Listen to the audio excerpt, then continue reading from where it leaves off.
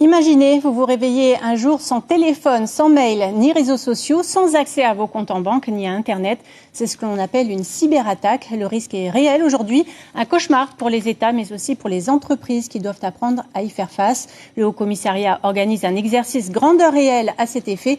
Une première étape avait lieu aujourd'hui. Laurence Pourteau et Mirko Manfo y ont assisté. Ils sont financiers, patrons de presse ou d'entreprises de communication et ils feront face cette semaine à un des pires cauchemars des États occidentaux, une cyberattaque. À partir de jeudi et pendant une trentaine d'heures, dans le secret d'une cellule de crise, ils devront affronter la catastrophe et réagir efficacement pour préserver l'activité du pays. Un exercice de simulation imaginé dans les conditions du réel. Il est très très clair que le choix du scénario cyberattaque en Polynésie est tout à fait raccord avec l'actualité, bien sûr. On rentre dans un monde où, disons, des forces étatiques ou non étatiques s'en prennent au fonctionnement des démocraties, et donc on ne peut pas rester les bras ballants.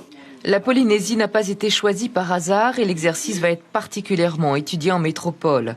En cas de cyberattaque, le pays sera en effet confronté à son isolement. Sans communication avec l'extérieur, il faudra imaginer des solutions autonomes et efficaces et surtout s'appuyer sur une solidarité sans faille. L'exercice qu'on a conçu et qui va être donc réalisé dans 48 heures est une maquette, en fait, validée par les pouvoirs publics parisiens pour servir de méthode de gestion de crise le jour où la Seine va déborder.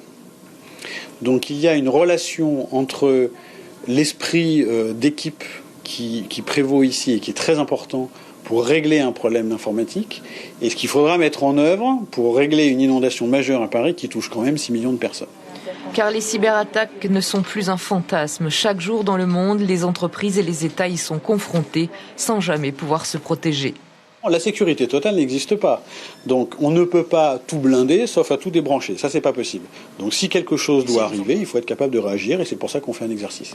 Pendant 30 heures, jeudi et vendredi, sans aucune incidence sur la population, la Polynésie sera donc victime d'une cyberattaque imaginaire, un scénario scruté avec attention par la métropole et dont le débriefing devrait servir d'exemple. À suivre, les riverains mécontents de la vallée Waiha de Whaonui. Mais d'abord,